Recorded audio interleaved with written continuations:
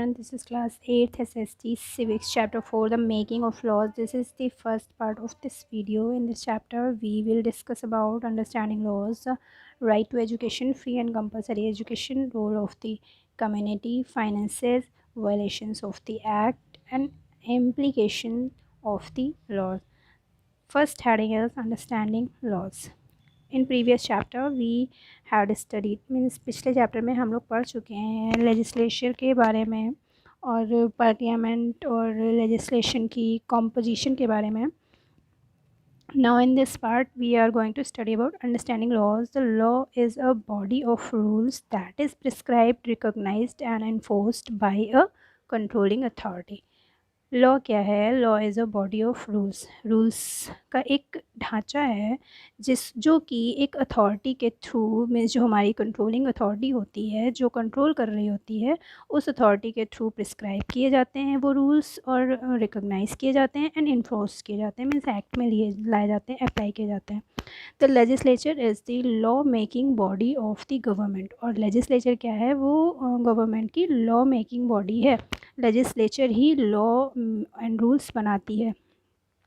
An act becomes a law when it is passed by the upper and lower houses. और means कोई भी act जो है वो पास कब होता है? कोई भी लॉ एक्ट जो है वो पास कब होता है? जब अपर एंड लोअर हाउसेस के थ्रू वो पास कर दिया जाता है, देन वो एक्ट में लाया जाता है रूल. और अपर एंड लोअर हाउसेस कौन है? पार्लियामेंट के 2 houses. Before that, often a resolution is moved by different groups in society that raise the need for a particular law. Means जो भी resolution different group of society जो होती है उसके through जो भी रेजोल्यूशन ले जाते हैं, उसके पहले उनकी जो पर्टिकुलर नीड और उनकी जो भी वो होती हैं लॉ, उसके अकॉर्डिंग ही लॉ बनाए जाते हैं और वो ही अप्लाई किए जाते हैं. सोसाइटी और culture never remain static, it keeps changing. और जो हमारी सोसाइटी है, हमारी कल्चर है, वो कभी भी स्टैटिक नहीं रही है, वो कभी भी स्टेबल नहीं रहती है, वो हमेशा चेंज होती रहती है. With the passage of time means time जैसे जैसे गुजरता रहता है, हमारी कल्चर, हमारी सोसाइटी चेंज होती रहती है. People develop new insights about traditions and law. जैसे जैसे टाइम गुजरता है, हमारी सोसाइटी में के जो इंसाइट्स हैं, थॉट्स हैं, ट्रेडिशंस हैं और लॉ हैं, ये सारे चेंज होते रहते हैं. With time our requirements need to be upgrade. और टाइम के साथ हम लोगों को अपग्रेड होने की भी ज़रूरत होती है.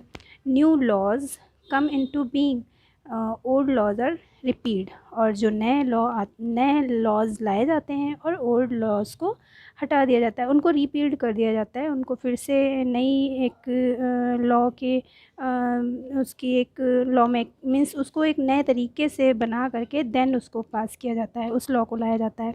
Here in this chapter we will see how right to education came into being. इस चैप्टर में हम लोग पढ़ेंगे RTE means right to education कैसे लाया गया एक्ट में. Next heading is the right to education, a milestone in the history of new laws. नए लॉज की हिस्ट्री में जो राइट टू एजुकेशन है, द राइट RTE, उसने कैसे मीन्स वो एक माइलस्टोन की तरह है, एक मीन्स रिमार्केबल है. Mandatory education was recognised by the government as a human need and the right of children to free and compulsory education. Means जो मैंडेटरी एजुकेशन है, जो अनिवार्य शिक्षा है, वो गवर्नमेंट के थ्रू ह्यूमन की नीड के अकॉर्डिंग और चिल्ड्रंस की राइट के लिए कि मीन्स उनको फ्री में शिक्षा लेने का अधिकार है और उनके लिए एजुकेशन कंपलसरी है. मीन्स इसको गवर्नमेंट के थ्रू रिकॉग्नाइज़ किया गया है. एजुकेशन एक्ट वॉज पास, ये एजुकेशन एक्ट जो है वो पास किया गया 4 अगस्त 2019 में. This decision was a milestone in the history of new laws introduced in the constitution. जो ये डिसीजन था मैंडेटरी एजुकेशन का, मीन्स एजुकेशन एक्ट पास करने का जो एक डिसीजन था, वो हमारे कॉन्स्टिट्यूशन की में एक लॉ का जो इंट्रोडक्शन होता है उसकी हिस्ट्री में एक माइलस्टोन की तरह ये डिसीजन बन के आया.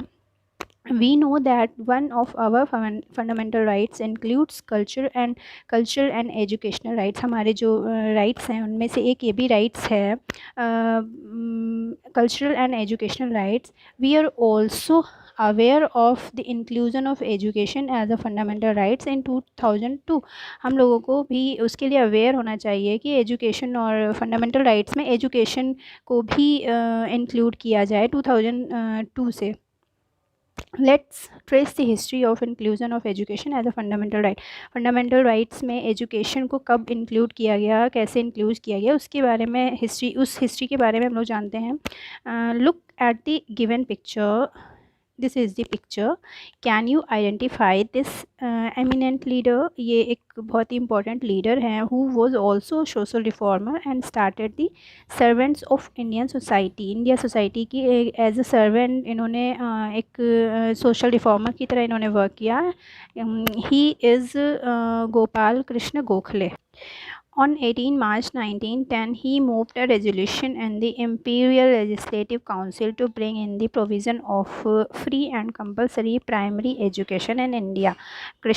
गोपाल कृष्ण गोखले जी ने 18 मार्च 1910 में इन्होंने एक रेजोल्यूशन लिया, एक निर्णय लिया.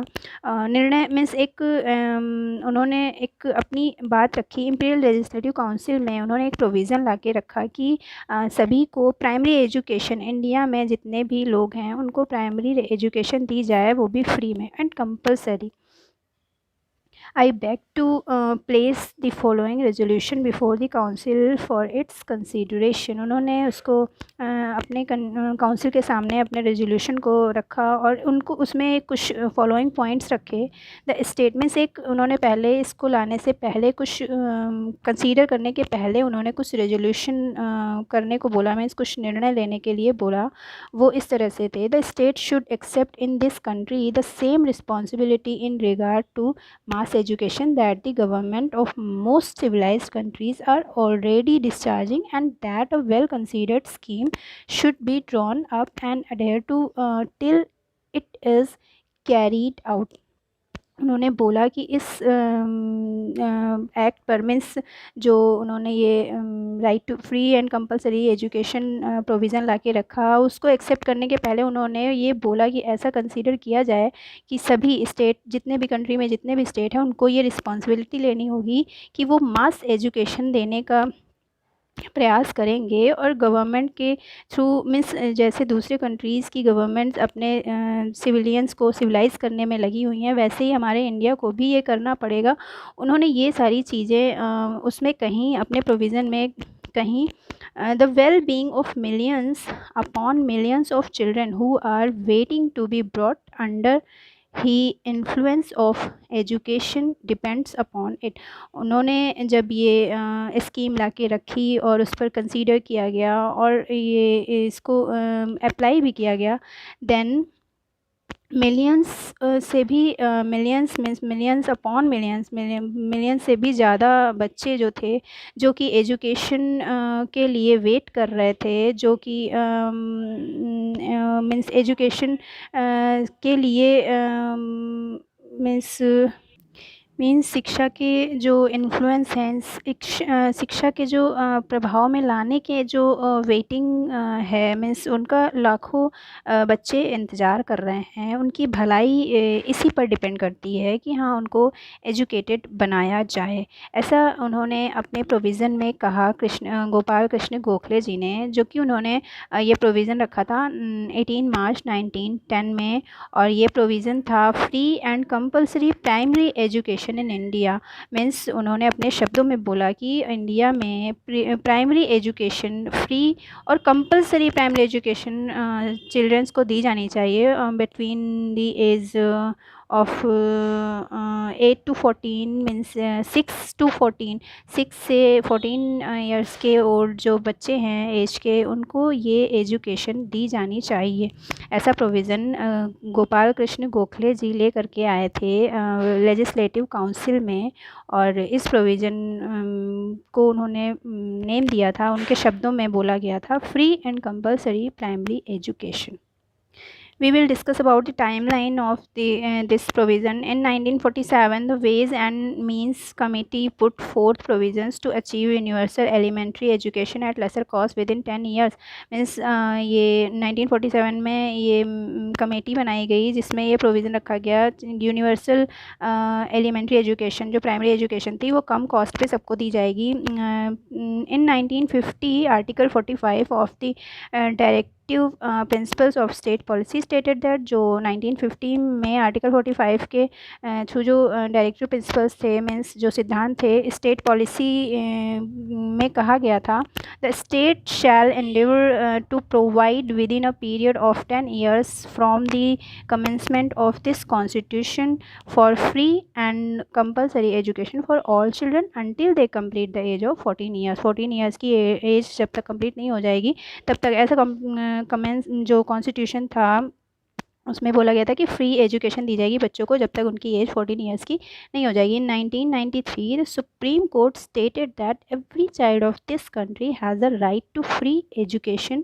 Until he she completes the age of 14 years. 1993 में सुप्रीम कोर्ट ने भी स्टेट किया मीन्स उसने भी कहा कि हाँ सभी बच्चों को एवरी चाइल्ड ऑफ इस कंट्री के जितने भी बच्चे हैं उनको एजुकेशन का अधिकार है.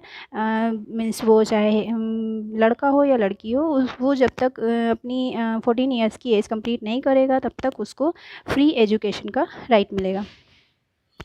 Subsequently, the Unnikrishnan judgment and a public demand to enforce the right to education led to the 86th Amendment of the Constitution in 2002. As a result, Unnikrishnan जो उस टाइम पे जज थे जुडिशरी में पब्लिक की डिमांड पर उन्होंने ये राइट टू एजुकेशन को इन्फोर्स में उन्होंने लाया उसको अप्लाई किया जो कि 2002 में आया था. कॉन्स्टिट्यूशन का 86 अमेंडमेंट हुआ. कॉन्स्टिट्यूशन में 86 संशोधन किया गया 2002 में. देन ये राइट टू एजुकेशन एक्ट में लाया गया. As per this amendment the right to education act RT और the right of children to free the and compulsory education act was passed. ये इसके अकॉर्डिंग राइट टू एजुकेशन के according RT act पास किया गया जिसमें सभी चाइल्ड को free और कंपलसरी एजुकेशन लेने का राइट था. even though this act was enacted in 2009, यद्यपि यह इनैक्ट मीन्स वर्क में आया 2009 में बट वो पास कर दिया गया था 2002 में ही. It came into force in 2010 means 2009 में लाया गया और फोर्स में कब आया केम इनटू फोर्स इन 2010 में इसको अप्लाई किया गया. Okay student, we will discuss about more points in the next part. Thanks for watching.